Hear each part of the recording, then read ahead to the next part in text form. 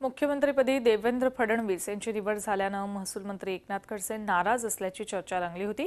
बहुजनाला नेतृत्व मिळावं ही कार्यकर्त्यांची इच्छा आहे असं विधान खडसेंनी पंढरपूरमध्ये केलं होतं।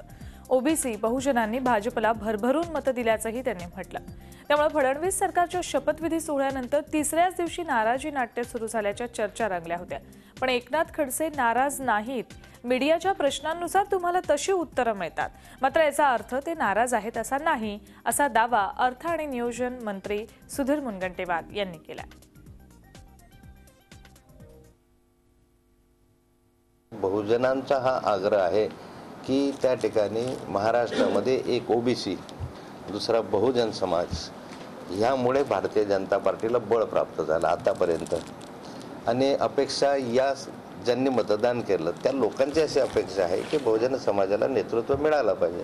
अपेक्षा असणं काही गैर आहे अशातला भाग नव्हता, परंतु या संदर्भामध्ये नाही मिळालं तरी आनंद आहे, सरकारला तर जास्त आनंद आहे। त्यामुळे ह्याच्यामध्ये जात पात धर्म हा विषय नाही आहे।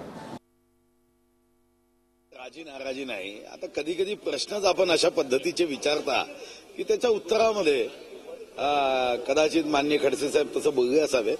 राजी नाराजी कुठेही नाही।